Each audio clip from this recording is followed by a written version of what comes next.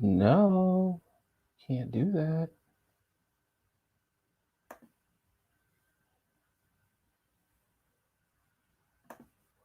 Uh,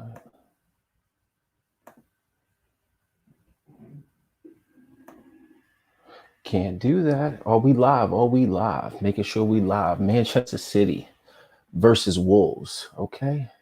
Pardon me if you guys are just seeing this early on, just trying to make sure the setup and everything is right. Okay. So bear with me 1 second here. Let's try to connect this bad boy.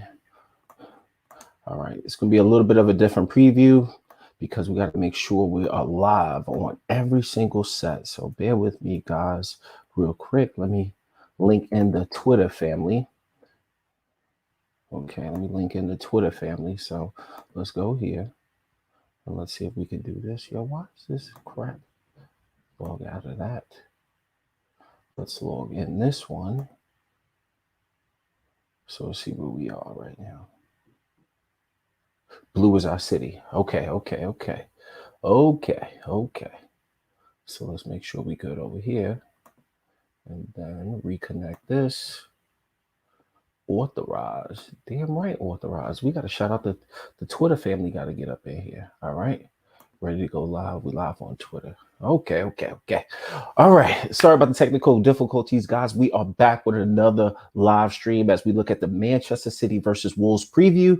Before I get into that, I want to say, thank you guys so much for tuning into the channel, the content. We're on the road to getting to 100 subscribers. So that lets you know that we're brand new. Currently, we're sitting on 62 subscribers. But if you're seeing this content out there, please feel free to like the content. Let's get those likes up. Feel free to share the video. Feel free to subscribe to the channel because all of these things helps us grow our family here at Manchester City. Blue is our city. So we got to be able to connect with our brothers and our sisters and our fans all over the globe. So if you like the button, if you hit the like button, if you subscribe to the channel, this is just really going to help us promote the channel and get to touching all our family members and have a real good city conversation. So enough of that, but let's get into the Manchester City versus Wolves preview, man. And I gotta say, man, every time we play Wolves, it's always tricky for us. And maybe in my mind, it's due to last season. Last season, man, you know Wolves is always a tough game. Maybe they're not in the same run of form that they were in last season, but it's always trouble playing against Wolves, man, because anytime you play against Nuno got a certain system and they're a bunch of junkyard dogs the way they like to get after people. So it's always a tricky match. And right now we're on this phenomenal winning streak. I think it was something like 28 matches unbeaten. So we're going to get into the preview and talk about, hopefully we can continue this success because that's what we do over here, but at the end of the day, it's all about one game at a time. But knowing that we got this dog fight coming up against Wolves tomorrow, good thing is at the Etihad, but it's always tricky no matter when you play Wolves. And in order to really break this down, we're gonna have to take a look back at this video. I'm gonna talk about the previous time that we played Wolves at Molineux early in the season. We're also going to talk about some things that Pep Guardiola covered in his press conference, if you will. We're going to look at who potentially could start not only on our side, but on the Wolves side as well.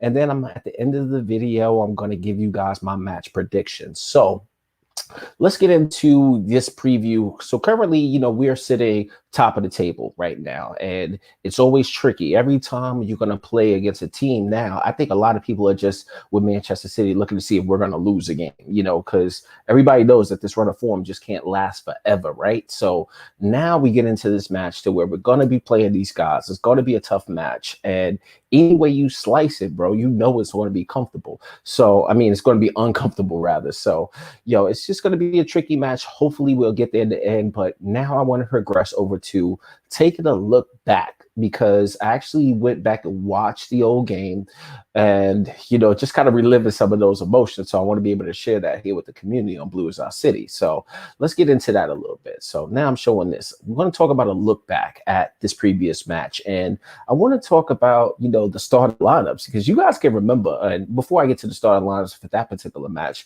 what was all the chatter? What was all the talking points? Remember the previous game? It was, I believe, match day 2. It was our first game of the season. And as you guys can remember, we didn't have the greatest of seasons last season. I mean, when you really look at it, it wasn't all out bad, but I guess just from an expectation level, a lot of City fans wanted to be able to win the league last year, and then we didn't win the league, and the way we kind of faltered a lot of those games, the emotion levels was high, man. So there was a lot of expectation coming into this particular season.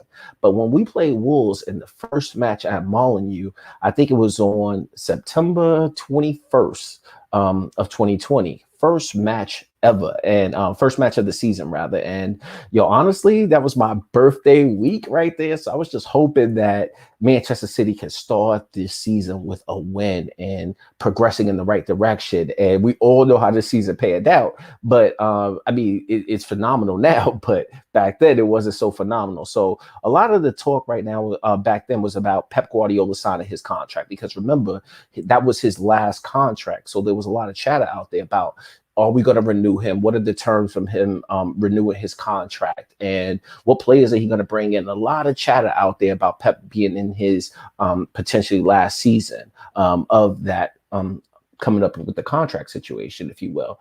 But let's look at who actually started. So I'm going to show this graphic right here. Pardon me, guys. I'm trying to do these streams a little bit slower because I tend to rush a lot of things. Being a New Yorker, you kind of talk fast. So I want to be able to pace myself. And as you can see, I'm definitely new doing this, but I want to be able to slow down a little bit. So what I'm going to do is I'm going to take my face off so that way you guys can see the graphic that I will be showing. So bear with me 1 second. So let's get here. And then I'm going to stop sharing my screen real quick and then make sure you guys can see this. So this is a look back at actually who started. Let me get the bottom graphic off of there real quick.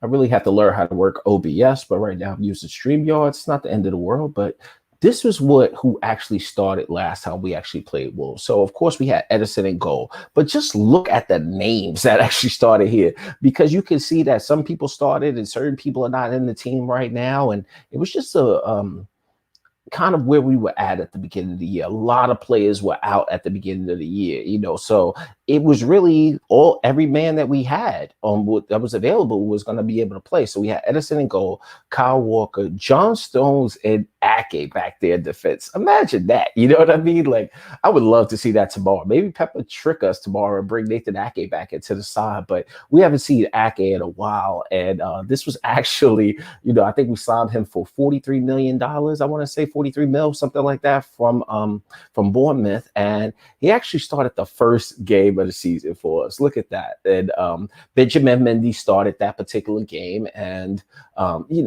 man, that was a tough game, just now that I think about it. And Mendy's not even in the team right now, but who knows? Pep might surprise us tomorrow and have Benjamin Mendy in the squad.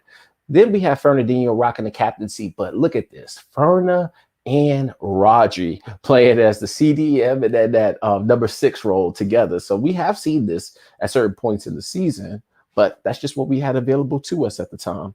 Foden, Kevin De Bruyne, Raheem Sterling, and Gabriel Jesus all fold out the team there. But the interesting question is, do you guys remember who was on the bench? I'll wait for a second while you guys ponder. I want you guys to ponder and think about who was actually on the bench for this game. And I'm going to give you a clue. It was the kids. The kids actually got a chance to be around the first team during this time due to injury or player sitting out. But it was so great for the youngsters to be able to, be amongst the first team. I'm always going to be a big believer in that. And honestly, I definitely want to cover a little bit more of the EDS team, EDS teams and the under 18s and the under 21s for Manchester City. I definitely want to be able to progress to that. Or if you guys have topics that you guys want me to cover, feel free to let me know in the chat. But honestly, who was on the bench? So we had Liam Delap on the bench this game. We also had a chance to, Tommy Doyle got a little bit of experience and was on the bench amongst the first team. And Mr. Banabe was actually on the bench. So it was good to really see those guys get a chance to be around the first team. And what we had available to us is what we started with. But then you look at the Wolves side, man, and Nuno has certain players that just kind of give Manchester City fits or make us feel some kind of way about that. So let me kind of get off of that for a second. Let me pull down that graphic, put myself back on the screen so you guys can see the freckles. Let's get it. So kind of going back to this match, and I want to talk about certain parts that happened in the game, and really from the Wolves' perspective. Oh, look at this, man! How you gonna be trying to call me when I'm on stream, bro? Can't be doing that, messing up the Wi-Fi there. But honestly, they have certain players. Nuno has certain players that just kind of put you under pressure sometimes. And what I mean by that is, they have Mr. Jimenez at that time. Traore, I mean, the muscular machine, the speed demon, the almighty powerful rugby player that actually just happens to play football in the Premier League. I mean, that dude's styles just gives you nightmares when you see him running at you. But they have potence, and they actually have a fabulous talent that I wish Manchester City could get a hold of. Man, my man Pedro Neto, I don't know what you guys think about this guy, but he's one of those players I definitely want at Manchester City. He's left-footed. The man's faster than what I think he is. At least when I first started watching him, I was like, and he's really young. So he's a phenomenal talent. I wish we could get him at some point, but given the talent and amount of people we have in the squad, it might not happen, but that's just my thoughts on the situation. So they had some great players there. So also, guess who else was on the bench around this time? Nicholas Otamendi was still in the squad. So he was still in the squad. He was on the bench for this particular game. And now we progress and we have Mr. Diaz in the squad. But just to let you guys know and kind of looking back at that a little bit. So let's talk about the game, bro. Because honestly, in this game playing Wolves, man, my heart was heavy because I wanted us to come into the season with a win and kind of just erasing all that stuff we had in the Premier League last season, that disappointment that hurt, and just for us to really start on a good note. So I'm going to talk about some high points in the game. So as we talked about the starting lineup, but as the game got going, the key moment that happened for us was around the 18th minute, where KDB is actually driving on the right hand side of the pitch and actually picks up a penalty, because it was like Phil Foden had the ball on the left hand side. He links up with De Bruyne, and then De Bruyne drives into the box on the right side. And guess what happens with Kevin De Bruyne? Brought down penalty. And that was at the 18 minute and about 18 minutes and 19 seconds into the game from that game with Wolves. And guess who steps up to take the penalty? It was none other than Mr. Kevin De Bruyne. Mr. Patricio went the right way, but Kevin slotted the ball in. And that was like really the first chance we really got to see, Kevin slotting that ball back in and being our official penalty taker. I know Gundogan stepped up and done it sometimes. And, just with our penalty situation over the last 3 years, it's like kind of good luck, bro. You kind of get what you give. And hopefully, with City, I'm going to be honest with you. When we got penalties, bro, I don't even watch. I be watching like this. Because we just so prone to missing them. Like either the keeper will stop it or we'll just sky the penalty. Man, things happen. But in this particular game, Kevin De Bruyne scores that penalty. So we're feeling good after 18 minutes. So we was on fire there, So that's just what we was in the first goal. Let's kind of progress through the game. Then we pick up our second goal from none other than Mr. Phil Foden right around the 32-minute mark of the game. But we're going to kind of break this play down. So you got Kevin De Bruyne with this beautiful. Kevin De Bruyne is sitting on the left-hand side at this particular moment, kind of in that David Silva space. You guys remember when we used to have David Silva? David Silva was kind of in that on the left side of the pitch, but right there where the goal is right here.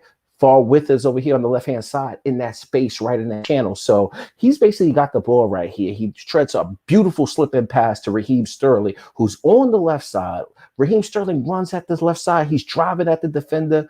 And then this is what people don't really talk about with Raheem Sterling. We know he got the speed, but your man has just progressed with his left foot. It might have started with Arteta kind of working with him, but Raheem Sterling has been doing bits with his left foot over the course of the years. And he's been able to finish with it and also be able to provide key passes. And in this moment, Raheem Sterling gets the ball right there, driving at the defender. Patricio comes out a little bit to try to, kind of get up in his mix right there. So as he's trying to come out there, beautiful cutback to Mr. Phil Foden, who slots it home to make it 2-0 at that particular point. And then, we've seen with Phil Foden ever since we lost David Silva, and we know Foden was going to be an instrumental part of the team going forward now. Phil Foden was money in this particular game. Just the way he showed us that, Phil Foden is a lot different than David Silva, in my opinion. David Silva, we know him as being the magician, but Phil Foden makes these key passes sometimes. So I would say he's a little bit different than David Silva as far as the passing and the dribbling, because that's what David Silva specialized in. But one thing that Phil Foden shows you is that he's a lot like Kevin De Bruyne, meaning like, yo, them dudes love to score. And David Silva, we definitely see David Silva score.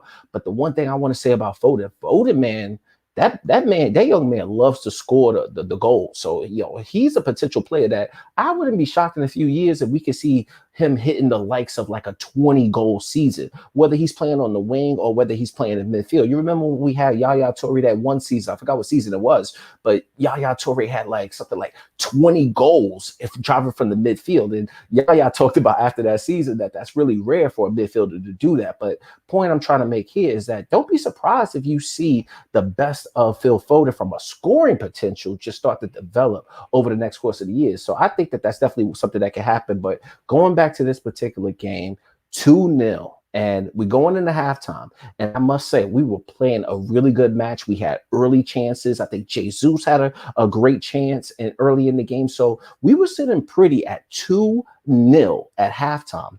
But then after halftime, I remember I was watching the game. I want to say I was watching it at a bar. I was watching the game at a bar because I didn't really start my YouTube channel then. And I'm watching at halftime and I'm feeling good. And, I'm amongst other City fans. And we're like, yes. Everything is feeling good because, Wolves have been such a freaking nightmare for us, right? Then all of a sudden, right around the 53rd minute of the game. And I want you, let me know what you guys was thinking. If you watched this game, let me know how you guys were feeling, because I know at the time, bro, I was just like, oh my God, they were turning on the switch. So right around the 53rd minute, you could see Wolves start getting involved in this match. I mean, they were linking up play, and I think there was a great chance that one person in particular just started giving us fits, and it was none other than Podence. Podence just started. He was just active. Now, they didn't score goals in this particular moment, but it goes to show you that 2-0 win, that 2-0 that we were up at halftime, it just felt like it was about to the game was about to change. You could feel the momentum, and my heart started getting right heavy around that 53rd minute where they had a great chance. I think Traore was one-on-one versus Benjamin Mendy. Bro, he just kind of, get off me, Mendy. Get off me. I know you fast, but bro, I'm fast and I'm strong. Just get out of here, Mendy. So he did that, links up with Mr. Podence. Podence was just wide left of Edison's net. Then they come right back with another opportunity to where you could see Podence do some kind of like step over the ball. And I forgot who took on the shot at that particular moment. But right around the 56th minute of the game, they had another shot. Then around the 58th minute. So it was just like, bro, that game could have been changed so fast in a blink of a moment. Like, I really thought they was about to score one of those chances, and then the heart starts getting heavy, like, because that's how I was at the moment, bro. They started getting involved in the game, but luckily, and not really luckily, but I'm going to talk about the lucky situation later on, but right around the 77th to 78th minute, they scored their goal. And the person that was so lively for them was Mr. Podence, right? So Podence basically gets the ball on the left-hand side of the pitch. Bro, KDB wanted none of that. And I don't know if you guys can remember this moment, but he put the ill nutmeg on Kevin De Bruyne. It just was like, boop, boop, boop. So he sizes up De Bruyne. De Bruyne is out there playing defense on him. And as De Bruyne comes out, and I think Podence is on the right side of the pitch at this particular moment, he looks at De Bruyne's face, does a few step overs, and next thing you know, he nutmegs Kevin De Bruyne, drives to the byline, and bro, like, he puts this like soft cross in there. Who heads the ball in the back of Edison's net? None other than Mr. Jimenez. And I hate playing against Mr. Jimenez, and I don't want to talk bad about him because I know his situation right now. But man, that dude just gives me nightmares. He's always kind of giving me nightmares because he's like this type of player who's always in the box. You know what I mean? He's a tall dude and he can head the ball. So not only does Podence just beat Kevin De Bruyne, it gets to the byline, puts in this soft cross, and I think Mendy tried to jump, but Mendy just couldn't get there. And this back of the net, 2-1, 77, 78th minute. And I'm telling you, they really controlled this match for about the next 30 minutes of the game. They controlled it from 56 minutes all the way to damn near 90. They controlled that game. And it goes to show you, bro, at 2-1, I'm just like, bro, come on. Not Wolves again, not starting off the season on a bad note because I just wanted to forget last season. So that's what happened there. And then luckily, this is where the luck happens. I think it was actually at stoppage time, Gabriel Jesus gets his moment, and it was right around the 94th minute of the game. And Gabriel Jesus has the ball on the left hand side, and Gabriel Jesus had to do a lot of work to get this ball. I mean, they're just bouncing the ball off each other and trying to get the ball on the ground, heading it everywhere. KDB tries to get involved. All of a sudden, it ends up with Jesus through some sloppy play because Wolves can't clear it. Gabriel Jesus gets the ball, drives at Patricio, and I think the ball was deflected off of one Connor Cody, but it ended up in the back of the net, and it was 3-1. So it shows that it was a 3-1 win, but do not get gassed because this match could have easily went the other way. So we start off the season with a victory, which is the most important thing. So I'm happy about that. But then knowing that we didn't have our full players, Nicholas Otamendi was on the bench, we even had the kids on the bench. So you could see that we was not a full squad at that particular moment, right? So that's just where we are. Now I want to talk about who we are now and where we're currently at, right? So I was watching Pep's press conference yesterday, I believe is when the press conference came. So if you guys see me, looking over here, just know that I got some notes and I really want to touch upon this, is that, Pep Guardiola was asked at his press conference and they were making all this chatter about, oh my God, Pep, are you enjoying the records? Are you enjoying that, you guys are, 28 games unbeaten? Do you guys ever celebrate these moments? And they started asking questions about, how do you compare this season versus the Centurion season? And this is where I got to say, I love my man Pep, because Pep has one thing in mind.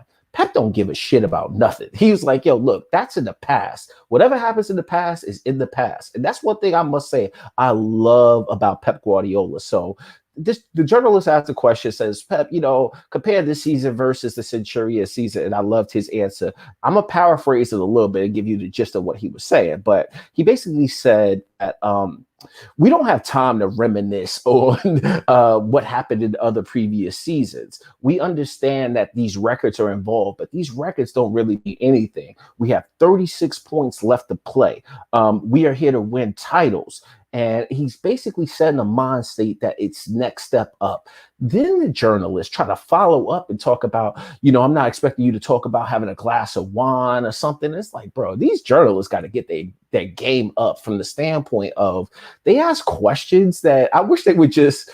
It kind of shows you the difference between Manchester City and Manchester United, because the questions that you get asked are totally different. And I think that Pep Guardiola is starting to notice that, because when they start asking questions about the Premier League, when we're doing good, you're going to get one line of questioning. When you're in Manchester City and it comes to the Champions League, bro, that's when Pep starts to get these other lines of questioning. But right now he's in this realm of questioning centered around the Premier League and the unbeaten run we've been on. But his mentality was like, look, we ain't got time to sit up there and talk about the past. We have a few different players in, and of course we appreciate the records, but the records don't mean anything because we have not won anything yet. We are in all competitions, which are great. He even alluded, they kind of brought up, you're going to start hearing this chatter about, is Manchester City the best team in Europe? Would you love to see Manchester City versus Bayern Munich? And I love the way Pep answers these questions, because he's like, bro, they were like, yo, you're the best team in Europe right now. He was like, pump the brakes, player.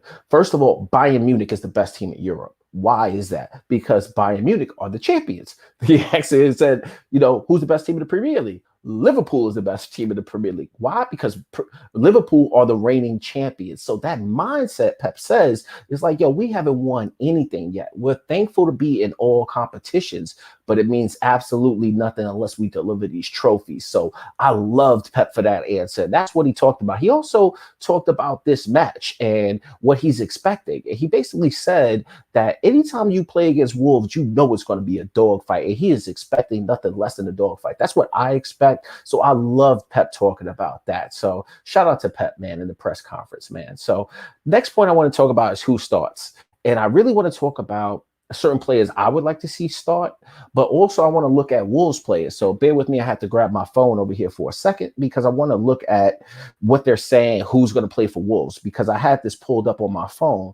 And I don't even know if this stuff is true or not, but it's basically saying that Jimenez is out. And I remember Jimenez suffering that bad head injury. So I'm not too sure if he's out or not, but it says that Potence is out. They might have Semedo out as well. Bowley might be out. So I'm not really going to take that as, gospel, because at the end of the day, I think these managers are so proficient in letting you know who might be available, but then when the game starts, you never know. And it's always like a kind of mind manipulation type of trick game that they mostly play. But honestly, if some of those players play, we could be in for a tough day. But we'll see there on that side for Wolves. I want to talk about Manchester City particularly. Now, I know we saw Sergio Aguero, and there's been some chatter about Sergio Aguero did not have the best game against the Hammers, but it's more about getting Sergio in that rhythm, bro. So it don't matter because remember when we started having Bernardo Silva and Bernardo Silva came back into the team, because you noticed that when we played against Wolves, there was no Bernardo Silva.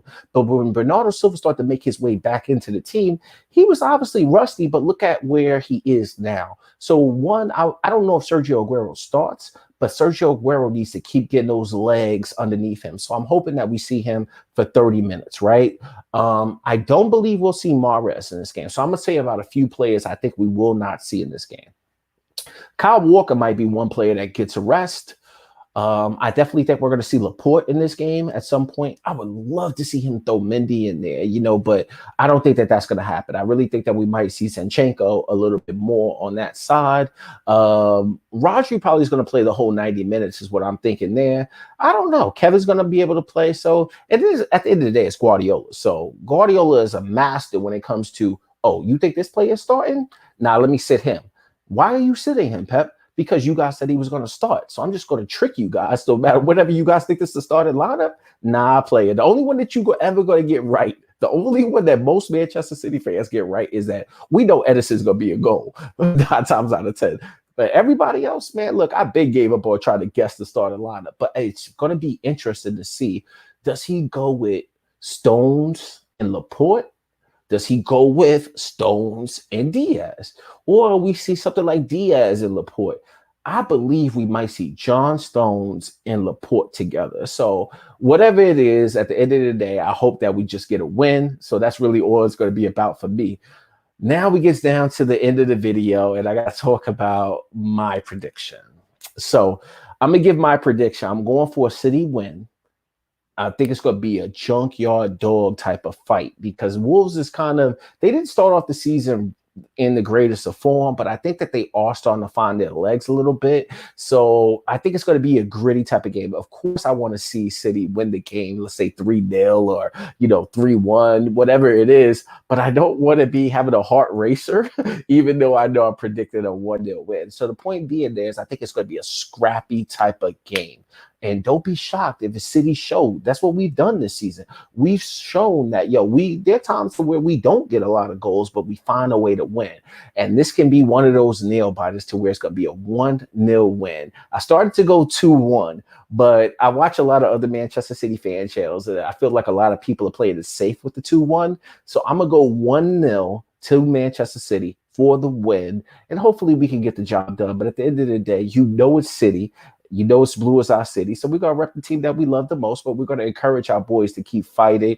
And hopefully we might get, 28 or 29 games unbeaten before we go into our game with United. So let's just get a City win. I want to thank you guys for tuning into the content. Please let me know where you guys are from. Please let me know who's your favorite team. If you're watching Manchester City or you like City, give me some thoughts on who you think is going to start this game or the prediction. I'm here to talk to the community. I want to say thank you guys, and feel free to hit the share button. Feel free to subscribe to the channel. We're on our way to 100 subscribers because we're a brand new City channel. But I want to say thank you guys for tuning in, and I will definitely see you guys tomorrow. I don't do live streams. They're a little too difficult for me to maneuver at this point because I like to watch the games. I like to fully break down the games as much as possible. But I will be doing a match review right after the match tomorrow. So make sure you check out that content. But until then, thank you guys again for watching Blue is Our City, Manchester City fan channel. Come on, City. Let's go. Come on, City.